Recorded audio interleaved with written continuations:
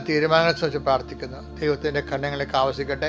മക്കൾ, സ്കൂള്, വിദ്യാഭ്യാസം, ജോലി, താമസം, പഠനം, പരീക്ഷ, എങ്ങനെയുള്ള എല്ലാ സബ്ജക്റ്റുകളെ സംബന്ധിച്ച് പ്രാർത്ഥിക്കുന്നു. കർത്താവ്, പ്രായമുള്ള മക്കളെ, പ്രായമുള്ള മാതാപിതാക്കന്മാരെ, അവരുടെ ജീവിതാവസ്ഥകൾ കർത്താവെ സംബന്ധിച്ച് പ്രാർത്ഥിക്കുന്നു. അവർ അർഹിക്കാത്ത തിന്മകൾ ജീവിതത്തിൽ അനുഭവിച്ച് സങ്കടപ്പെടുന്നവരെ ഞെരുക്കങ്ങളിൽ നിന്ന് മോചിക്കുന്നതിന് വേണ്ടി പ്രാർത്ഥിക്കുന്നു.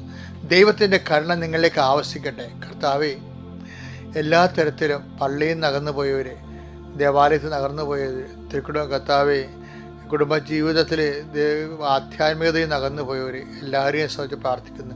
വിദേശങ്ങളിൽ പോയിരിക്കുന്നവർ, അവരനുഭവിക്കുന്ന മറ്റ് പ്രയാസങ്ങൾ, തടസ്സങ്ങൾ, അവരുടെ മക്കളെക്കുറിച്ചുള്ള ആധികൾ, വ്യാധികൾ, അസ്വാസ്ഥ്യങ്ങൾ സമർപ്പിച്ച് പ്രാർത്ഥിക്കുന്നു. ഈശോയെ, മാതാപിതാക്കന്മാരെ അല്പം പോലും മാനിക്കാത്ത രീതിയിൽ പെരുമാറുന്ന മക്കൾ എന്തിനു വേണ്ടി ഇവരെ ജനിപ്പിച്ചു, എന്തിനു വേണ്ടി വളർത്തിയെന്ന്